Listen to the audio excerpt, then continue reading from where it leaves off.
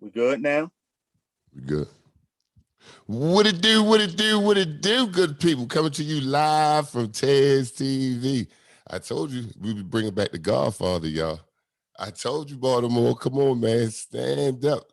Hey, Coach King, can you speak your name? Coach Herb Estep. Yeah. I'm glad you said your last name because I was going to butcher it. So I'm glad you said you said Estep, right? Estep. Yeah. Estep. All right. Coach, I'd like to thank you for joining the platform, joining the platform again. And this time we're here to tell your story. So I would like to start off from the very beginning. And where you from? I'm from East Baltimore. Oh, okay. And what schools you went to? I went to 149 Elementary, Clifton Park Junior High, and Dunbar High. Okay. So let's start. What sports did you play? I played football, baseball, swim, track, You did it all. Yes. So what was your favorite sports? Your favorite two sports? Football was my favorite. Baseball was second. Okay. Now, at this time, did your school, like your middle school team, did y'all have a squad or what rec schools, what rec organizations you played with? I didn't play rec ball. I didn't play football until I got to high school. Whoa. So let me ask you this. When you got to high school down Dunbar, right, did you feel, how you felt? Like, because you had some players coming from recreation programs, right? When I went to high school, the recreation programs was in the county. Oh, okay. Wasn't no football in the city. At all? Not no youth football. Wasn't no youth football in the city. You had to get to the counties in order to play football. All right. So now you down Dunbar. Ninth grade year. Let's talk about it. Ninth grade year, I went out for JV and I got cut. Okay. The coach saw my name because my brother was a star at Dunbar in the early 70s. So my name got the coach to keep me. Okay. And I played receiver on JV. And this is the part about my starting football career that I really want to tell. I faked hurt in my first game because I was afraid. Whoa. Talk about it. Why was you afraid? Did you have to feel like, That was my first time. That was my first time in an organized football game. Now, I know your brother, you and your brother had conversations. I know y'all had conversations about you playing. You ain't sitting up to him like, I feel a little. No, this the first time I'm telling this. Oh, okay. Exclusive, y'all. I faked the ankle injury because I was afraid. We was playing Gilman, my first JV football game. You had to get that out of your chest. I had to get it. You had to get that out of your chest. All right, now listen. Now you move on sophomore year. Did you play JV again? No, I did not. I played varsity and I started wide receiver on varsity. I was the smallest receiver to start down Dunbar on varsity. Now, how you go from not even about to make the team? I always had the heart to play, but I never knew how it felt to actually play organized football. Okay. So that first year was good. That first year was good for you. You got your feet wet. Yes. To see what it was all about. Now you starting that wide receiver. Did you have any hands? Tell the truth. Did you have any hands? Yes. I was good. So it sounded like you was fast. You played all those sports. Oh, I ran like a 4.4 back then. Oh yeah, you was fast. What was you played wide receiver? Did they have you kick off, punt, return? I punted and I played safety. All right. Now you started down Dunbar for the rest of the time down there. Yes. Right. Now give me, if you can you give me three games that stand out in your memory?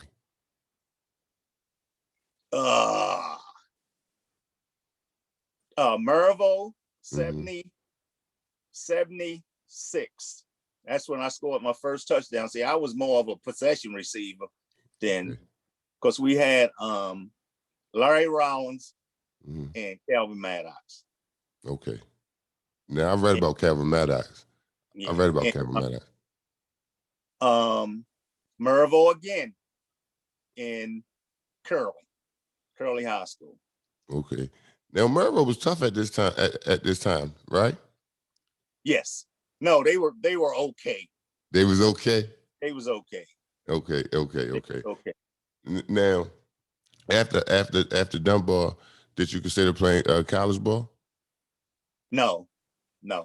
I was so tired of school after I got out of Dunbar. I ain't want to go to school no more.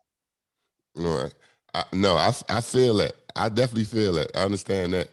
Now, the other thing with me in Dunbar, I dropped out of school in the 11th grade. Mm-hmm. Talk about it. I was a poor kid. Okay. I was a poor kid. I had to wear the same shirt or the same pants twice a week in high school, and it was tough.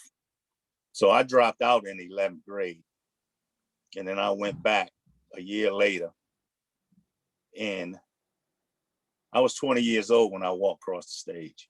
Now, people, and the kids that's watching it, it was something in you that, regardless of what you didn't have, it was something in your head that you say, I gotta finish school. I gotta finish school. That's big right there. I wanted to be the first one of my mother's kids to have a high school diploma. Never quit. That's now, see, we keep it going. Now, can you talk a little bit how you got into coaching and what drove you into that direction? Or was it any person or people that influenced you? No. When I was playing in high school, I knew everybody's job and I could coach every position when I was playing in high school. I knew what everybody was supposed to do and where they were supposed to be. Okay. My senior year, since I had dropped out of school, I was ineligible. Mm-hmm. So I was what you would call now is a graduate coach. Okay. So I stayed, and when I was in school, I coached with Bob Wade my senior year. Then after I graduated, I stayed and coached again with Bob Wade. So I stayed coaching, and I coached down Dunbar until Pete Pompey left. Now you didn't coach with some. Now people, if y'all don't know, y'all heard me and Dante, and especially Dante, scream these names to the mountaintops. It's like the Rushmore of football coaching here in Baltimore. And yeah, I didn't never know that you was up underneath of them like that. I was up underneath of them for a long time. I was at Dunbar when Bob Wade first came. Now, see, I never knew that. Now, not to get off the subject. Now, when I was at Dunbar, and it was transitioning into Coach Eaton being the head coach, that's the only thing you heard. You heard from I'm talking about from the players that was there. And I ain't trying to disrespect anybody, but Coach Herb, we want Coach Herb down here. That's the only thing you heard. I think we're gonna get Coach Herb. Then it was here say, no, Coach Herb don't want the job. He don't want the job. But so I didn't even. That's not that ain't true. That's not true. So you heard the same thing, right? I didn't hear the kids wanted me. I knew the kids that had played for me would have loved to have me down Dunbar. Mm-hmm. But I coached down Dunbar 1 year after Pompey left. I coached the guy that coached with me in Lower League, Coach Crawford. Mm-hmm. He became the JV coach down there. Mm-hmm. And I coached with him 1 year down Dunbar, and they got my background check. Mm-hmm. and they seen on my background track that I had been arrested for possession of marijuana back in the 80s. Mm-hmm. So that was a red flag against me. Mm-hmm. And also they said that I wasn't a nurturer. So, oh man. So that's when now I let stayed low. me say this, y'all. One thing, I love my alma mater. I do. You know what I'm saying? But this is the most political job in the city, and it's been like this for so long. However, the people and the players was screaming this man's name right here. He may don't know it, but I know it because I was in the locker room. You know what I'm saying? I was around. So in some of them conversations, I know he probably at the time probably wouldn't even entertain anyway. However, yeah, that was some BS. That was some BS. Yeah, But they said I wasn't a nurturer because I was a up in your face kind of coach, and that wasn't nurturing. I didn't rub you and I didn't pamper you. I was into creating men, because the world, the society right there will swallow you up if you ain't mentally tough. And that's a fact. Now, let's get to Northwood. Y'all see people, you see the picture behind me. This is a few of his teams. Let's talk about when you started, how you start up Northwood. I started coaching at Oliver. Okay. I started coaching in Oliver. I coached down Oliver for 2 or 3 years. Mm-hmm. And then Ben Du Bois was the program director at Northwood, and he came and got me, and that's how I got up Northwood. So I was assistant coach in 1988. I had to wait 1 year before I got the job. 89, I got the job. Now, can you tell the people who you coach down Oliver when you was down there? Cedric Yarborough, Calvin Scruggs, Michael Cheeks, Mike Geis, Kevin Saunders, Antonio Freeman, my son Kevin Estep. It's a lot of them. See, a lot of them. And look, you did better than what I thought you was gonna do. Now, people, when I say rich history of basketball and football here, and this is a small town, but the coach had coached so many before they was who they were. He coached these guys. So now you up Northwood. You up Northwood now.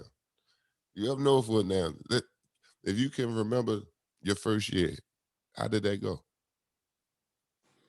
My first year at Northwood, I was the assistant coach. Okay.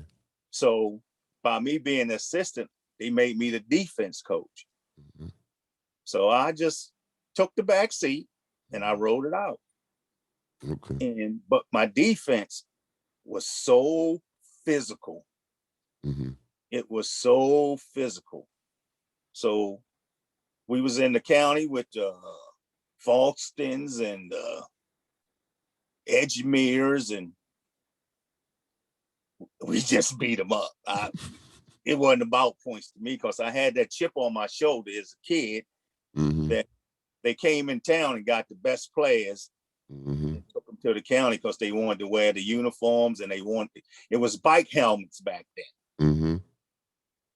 So I went out there with the defense and I punished them. So they put us out that league. We couldn't play in that league no more. Now, you started talking about the bike helmets. I need you to tell the people one of your recruiting tools to keep city kids from going out in the county. What's the things that you did? What things did you do? In the city league, all our helmets back then were called quacks. The face mask was quacks. Mm-hmm. So I was connected to the high school. So I would go get their face mask that they was getting rid of. And I was putting like the face mask. Who was it? Chuck Muncie had that one with the bar down the middle. Yeah. So I started collecting face masks and I started putting them on the helmets. But this is the kicker to that. In order for you to replace the mask on a helmet, you had to have a drill. Because you had to put the mask on with the hooks. I didn't have a drill. So I took a nail and heated it up on my stove and grabbed that nail with a pair of pliers and pushed it through the plastic on the helmets so I could mount the mask onto the helmets. So that's how I started keeping the kids from going to the county, because it was about the helmet. Yes, it So was. I would put the mask on and get electrical tape and put stripes on. Man, do you hear? Do y'all hear this, people? Do y'all hear this, people? But it worked. It was genius. It worked. It was genius. It worked. It worked. Now, all right. Now, tell us when did you take over the helm? And before you even got the head coaching job, was it people saying like, "Coach, you should be the head coach"? Well, you know how sometimes in organizations you can see a coach is better than the head coach, right? Some of the decisions that they make, and I'm not even gonna say better, but maybe more comfortable in that position, in that role, right? Yeah, but no, up there it was the clique. The people who was there was already in the clique. They didn't know me. Only the guy Ben knew me. Okay. Because I took a different brand of football to Northwood. Mm-hmm. I took a different brand. This ain't a nice guy league. Yeah. We ain't nice. I'm a gangster from the hood. Yeah. So I gotta bring my hoodish with me. Yeah. Now, and you did it with a flair. When I say people, when he knew his stuff was gonna work, I had to ask him this, and I keep on. And I told all my sons this, right? When I seen, but I always talk about this. When people say, "Oh, we gonna watch 11-13," it wasn't like, "Oh, we just gonna watch 11-13 Northwood." Oh, Herb team playing. This a Herb team playing. Northwood played at this high school called Mervo. That was their home field. If they playing in the evening time on Saturday, is lit up. I'm talking about is lit up there. The cars is packed. On a Friday, the game wasn't as deep for the high school game as it was for the 11-13 game. And then, see, I'm young at this time, so I'm observing. When you come to the field, everybody know Herb is all eyes on you, and you how you carrying it with the charisma and stuff. Hey, babe, boom, boom. You hugging babies. You talking to the old folks. You making sure your team is focused down there go ahead down there at the end zone. Like this all stuff that I was seeing as a youngster. You know what I'm saying? And I know other people was as well, because we talk about it now. You know what I'm saying? I was an outsider looking in, but that's what I saw.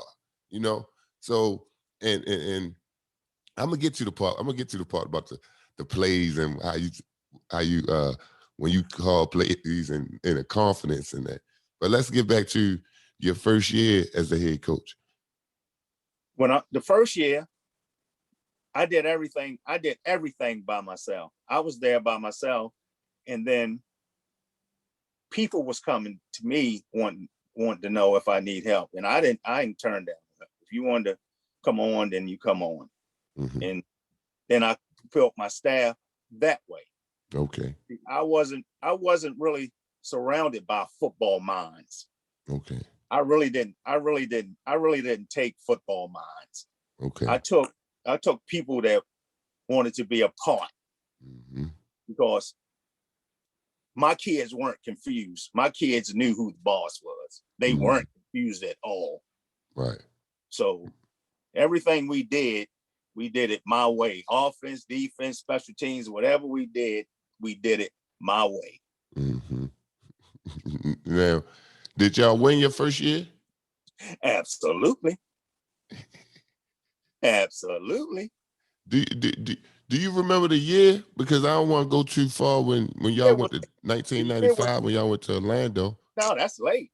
The year was 1989. All right, there we go. That's why I said I didn't want to get too far. We played Lock Raven. In Lock Raven, they beat us. They had the kid Larry Johnson, but they telling you his name is DeJuan. To me, his name is Larry. And I told him, you playing for me next year. And next year he was there. Yeah. What offense you ran at that time? The same one I run now with the semi-pro.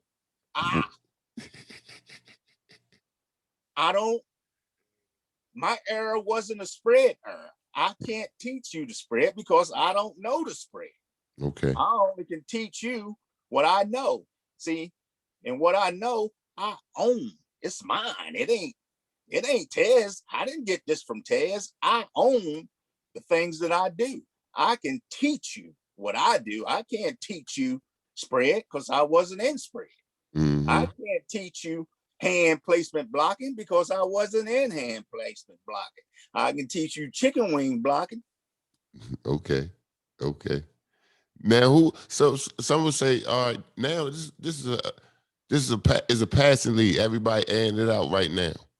I mean, Suffolk, Tennessee, and they still successful, right? But you know that the it's supposed to be just a passing. You're 7-on-7 now. How you feel about that? I hate 7-on-7. Mm-hmm. 7-on-7 to me creates nothing but bad habits. Explain. How you gonna be a good quarterback if you're not getting no pressure? This ain't nothing but standing around flinging the ball around. In the real game, you got to move your feet and hurry up. You can't hold the ball for an hour. Sure. You got to get rid of that ball. So to me, 7-on-7 is a false pretense. It's false. It ain't real. True.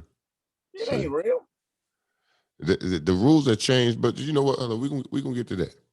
Let's move back. Let's get back to now. You have your staff. Now, evidently, people starting to talk. Parents starting to talk to bring their kids down. Did you start feeling any type of pressure to like stay? I mean, we don't think about losing. Winners don't think about losing at all. No, we don't do no losing. Yeah, we don't think about that. However, was there any type of pressure to stay at that level that you was at for so long? At the top? Wasn't no pressure. That's who I was. Mm-hmm. I ain't changed nothing from what I learned in high school. That's what I bring to the table, is what I learned in high school. Like football to me is a tough man sport. Mm-hmm. It ain't tough, you can't play. So we were tough. Yeah. We were tough. We ain't had no secrets. No, even when I coached in high school, everybody who scouted me would say, all they gonna do is line up in the eye and run right at you.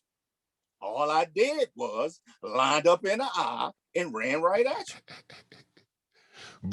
But you did throw the ball too. You did throw the ball too. They go hand in hand. I run the throw. Okay, setting it up. I run the throw. What's better than play action? Yeah. What's better than play action? What you gotta do? Let me ask you another one though, Coach. What you gotta do to stop the run? You gotta bring another person in the box. Coach, I seen some games when you started off with a bomb though, like straight it off, like that was my MO, to get you out the box first.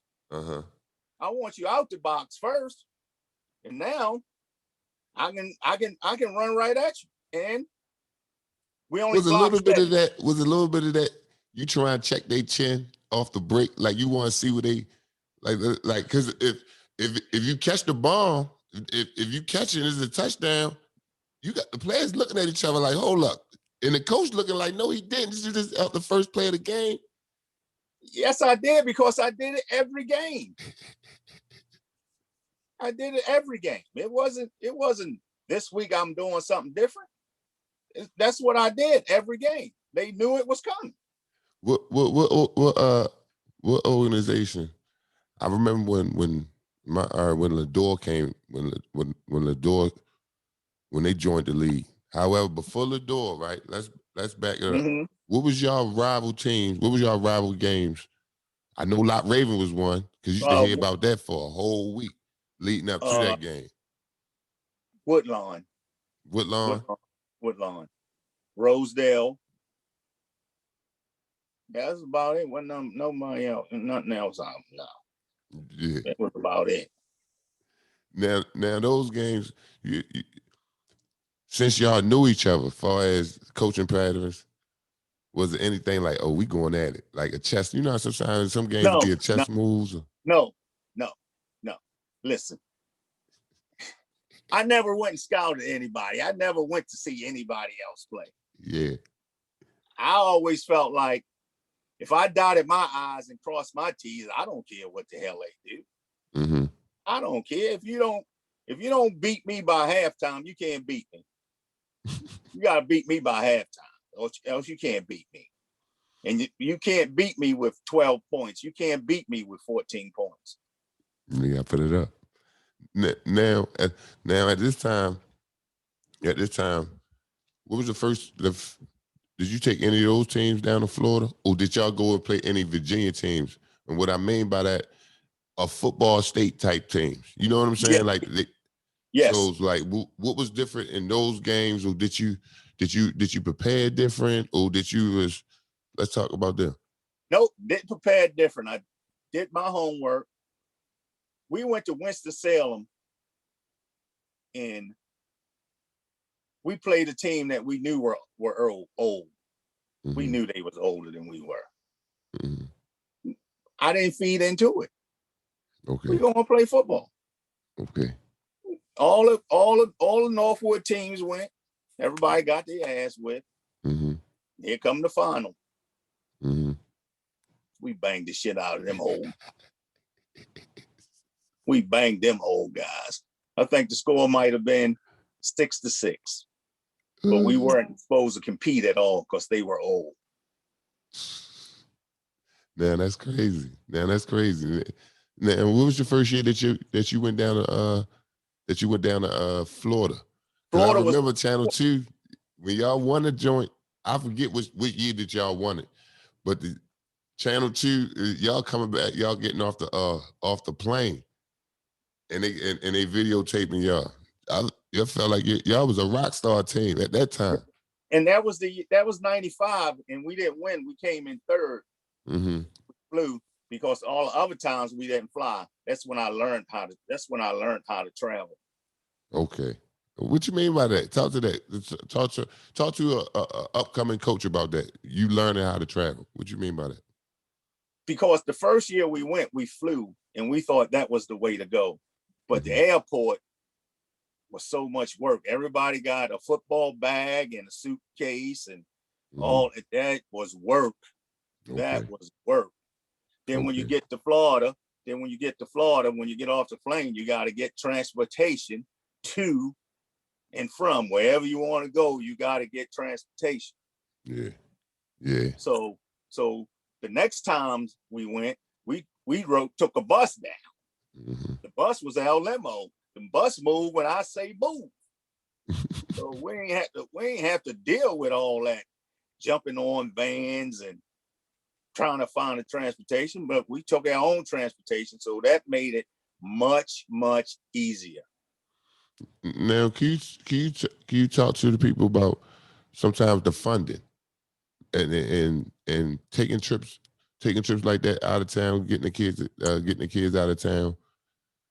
Because I read in the paper, it was like Northwood basically like they was asking for donate some money. You know, they were doing that for like BNBLs and basketball and football. At that time, the difference between a city, and the counties, the different obstacles sometimes that we even face today in the city. Back then, when I was traveling, we used to get money from the city to travel. Mm-hmm. The first trip we took to Florida was $45,000. Okay. All right. So here, this is how we did it. The worst case scenario was each kid had to pay $700. Okay. If as we got money, their prices went down. Okay. So by the time we got ready to travel on the 95 team, all those kids traveled for free because we got donations, we got money from the city. Mm-hmm. So that's how that went. So the following years when we traveled, the worst case scenario was $1,000 a kid. Mm-hmm.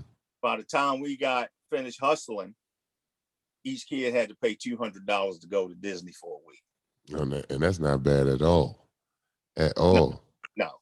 Now, you had a lot of players, like I said, you had a lot of players that went on and played in the NFL. Now, I know a lot of I don't even want you to run off a bunch of names because I know you'll forget because the list is so long. Yes, I ain't even gonna try. But I'm gonna give you. Can you name 3 teams? Give me 3 of your top teams that you coach. 95, 98, 01, and 02. Okay. And what makes 02 and 01, 02 and 01 were national champs back to back. 95 was the first team that won their way to Disney. See, in the past, a computer picked who went to Disney. Oh, that's fine. 95 was the first year you won your way to Disney. Okay. But you messing me up with that question because it's right. I know. I had to throw the curveball at you. I had to. 89, 90, 91, 92, 93, 94, 95, 96, 97, 98. All those teams were great teams. Man, yes. You just done got me in trouble with that. No, what they gonna do? Because I already have a couple players. But what I wanted to do, I wanted to get this story by yourself down. But Coach, you got so much love out here. So many people want to get on just to talk to you, like how we doing now. I said, listen, I'm gonna ask them, but we gonna get this one done first, and then we'll move on. But your players to this day, they look up to you like a still to this day like a father figure. You know what I'm saying? Because people on the outside looking in, watching me coach, they didn't like me because they just thought I was just so hard, and all I did was holler and scream. But they don't know me. Those kids you talking about, they know me. They know me. They love me just like I love them. I feel safe no matter where I go in the city of Baltimore, in the state of Maryland. I'm cool. I'm cool because those same kids they seen me yelling at is the same kids that will hurt you if you try to hurt me. Facts. It's and there ain't no doubt with me. Yeah. I'm talking about even kids that didn't play for me, kids that played on the opposite side. Yeah. This is what I said. You get at you, and I don't say this ever, and I ain't just saying this to blow smoke up your tail. You know what I'm saying? You got that aura with you. You know what I'm saying? You could tell, listen, God is everything, man. God is everything. You ain't gotta tell me I'm here because God spared me. You know what I'm saying? That aura that you have, You coming around, it just, when I say king, you on a ramp, on a Mount Rushmore of coaching, and just like the other day, the effect that you have on people. Like I said, I never played for you a day in my life. You know what I'm saying? However, the respect that I have for you, and then the stories I continue to hear even up to this day. And you see how I paid attention to you as a young kid. You know what I mean? Like that's big to me. That's big to me. Like, and it's humbling. It's humbling for me right now to be even Well, right here interviewing you right now. well, I think what made me good was it, this is my calling. This is what God gave me. I didn't learn this from a book. Nobody taught me this. Mm-hmm. I just do it. I just did it. I didn't know if I could do it, but I just did it. I wanted to do it, and Mm-hmm. that's what I did. But Man, that's it's some dark places in my coaching that used to beat me up, but I done got over that hurdle. you have to keep going. Yeah, you have to. You have to. And right now, it sounds like you're in a peaceful place. You're in a peaceful place right now, and you still Yeah, coaching. because That fire is still lit in you. Talk to me about that. it's just God given. It's God given. I don't do this. God, this is God. This ain't me. This is God. Listen, I was living off of 2% lung capacity, and I was still coaching with an Mm. oxygen tank on my back. I was Mm. coaching sitting on a stool because I couldn't move up and down the sideline with an Mm. oxygen pack on my back. Mm. That's God. I That's got two God. new lungs. I got two new lungs. And you look good. You look good. And I feel good. I feel good. I was to the point where I couldn't even turn over in the bed without being out of breath. Wow. Wow. So how long you been feeling like this? Tell the people how long you been feeling like this. I was fighting a lung disease since 2010. Mm-hmm. I had never stopped coaching. Everybody was telling me, man, you better go ahead, man. I ain't gonna sit home and die. I ain't submit to that lung disease because I thought I just couldn't breathe. I didn't know I was sick. I didn't ever accept the fact that I was sick. I just couldn't breathe. Okay. I didn't, I didn't, I didn't find out how sick I was until they put me in a hospital. I Strong wasn't man. never sick. I wasn't never sick. I just couldn't breathe. Strong man. Now you see, as a kid, when you dropped out, came back, made sure that you was going to finish school. You know what I'm saying? That was kids. I want y'all to pay attention. That was a goal that you had as a young boy, as a man. The strength that the thing that the thing that you overcame, and then the big one for us, this your lungs, man. That's just strength and God. God is strength. God, man, that ain't me. I just fought for him with him. I fought with him. Now, listen, before we get off of here, right? I want you to can you tell the people where you coaching at now, and if it's anything if it's anything you have going on, or you want me to share, or you want to share with the people. I'm right now. I'm coaching the semi-pro team, the Baltimore Saints. Mm-hmm. We 4-0 right now. We have about 70 players, 70 grown men. We average 40 or 50 in practice, every practice. Ooh. Where y'all practice at? Last night we practiced up Lake Clifton. Okay. So that's probably where we'll be from now on until they put us out. I wonder what team, whatever team that's practicing up northern, y'all need. That's the man, I forgot who that is. That might be the Phantom. The family, y'all need to go down Dunbar. Y'all need to go down Dunbar. These other programs, the players that ain't going to school. Y'all need some players up there, man. they were struggling real bad up there. So No, we ain't struggling. We ain't struggling. I coached the men the same way I coached Little League, high school. I coached the men the same way. how they respond to you? Shit, you heard me say it, 70 of them. We average 50 of them in practice. How many coaches you have? It's about 6 of them. Bro, 6. But listen to this. Listen to this. None of them have titles. I don't have an offensive coordinator. I don't have a defensive coordinator. I don't have none of that.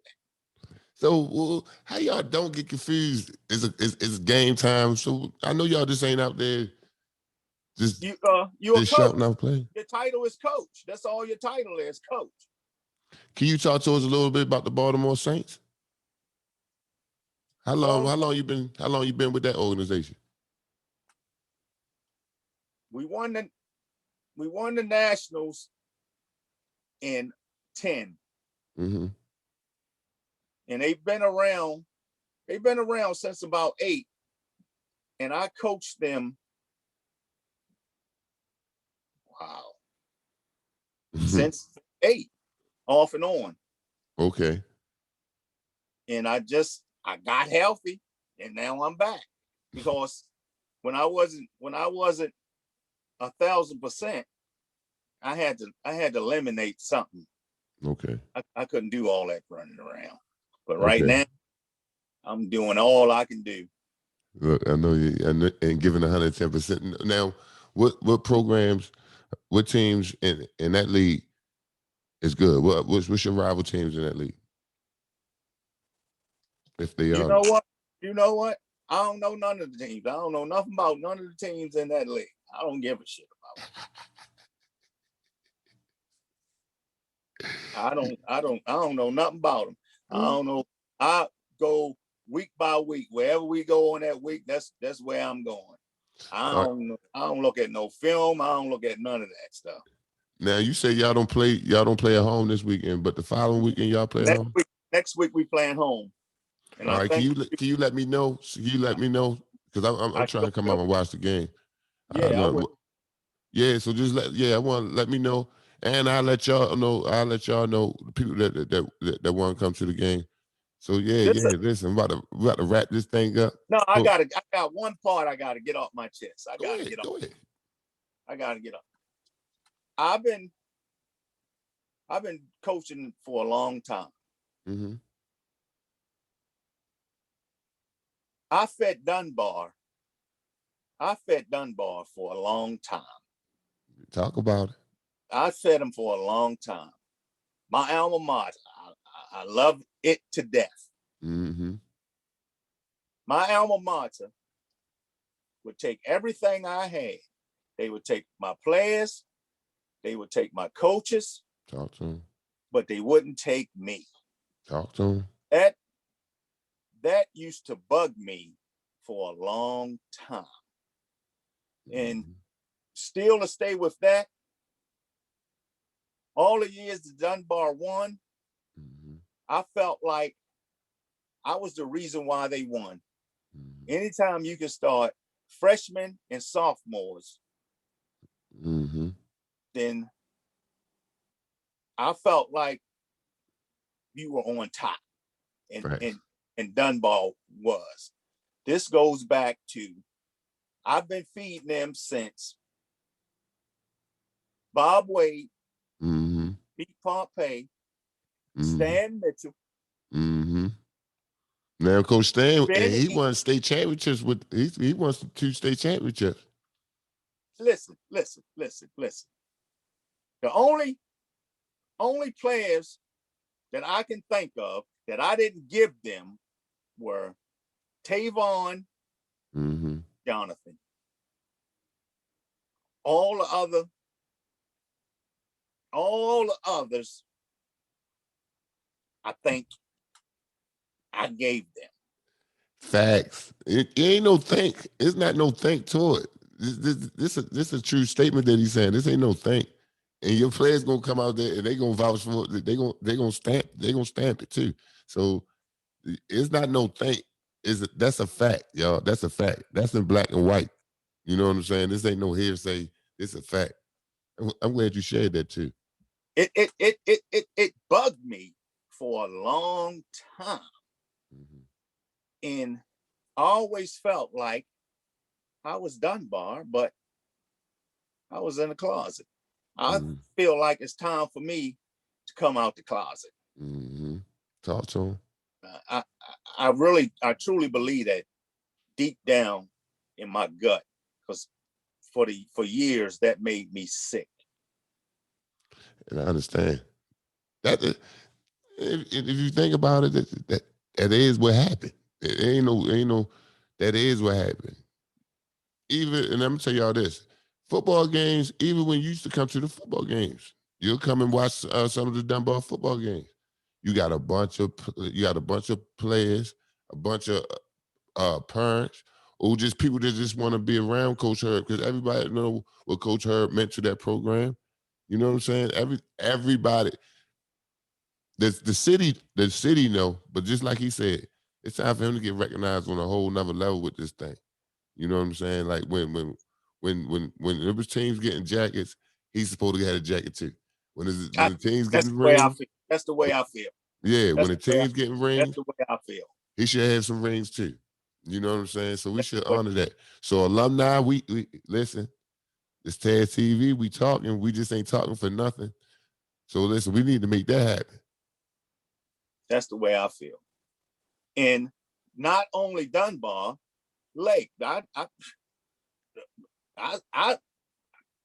Lake kept him on the map. Yeah. It's kids that went to Lake that loved me more than anybody in this world. Yeah. Rel wanted to come on here today. Rel say, did you interview him already? This was last night. Did you interview? I said, no, we're going to do it tomorrow morning. But he was like, man, is he going to come to the house? I said, no, we're going to do it off the Zoom. What time? I said, 11. He's like, I got work. I'm working. I texted him. I told him that we going through with it. So yeah, that's how I said, like, Coach, this ain't the last time you gonna come on to the program, because there's so many people want to get to you. And even this conversation that we having about, like I said, with the rings, the jackets, with just the recognition. Like, people don't get nobody their flowers when they gone. Get them flowers when they here, man. And I'm still trying to figure out why I couldn't get a job. Everybody who I coached and everybody who I beat up on, they got jobs.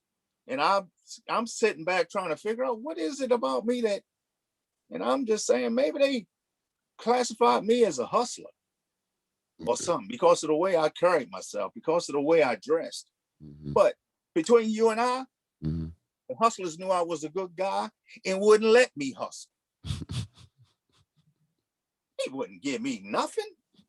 You go on out there with our children and you keep them safe.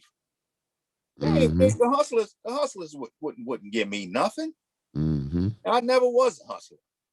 I've been scared straight since scared straight. And whatever year that was, that's how long I've been scared straight.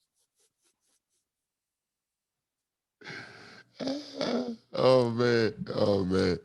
Coach, we're gonna wrap this thing up, man. Like I said, thank you again for joining the platform. We coming live from TAS TV 410. I said we gonna do it again. So I don't wanna weigh out my welcome with you, Coach. So no, you all right with me. You all right with me. So if we could do this sometime next week, maybe you know what I'm saying? If we could do this sometime next week, and we'll have a few more. We'll have them Lake Clifton guys that want to come on and talk to you.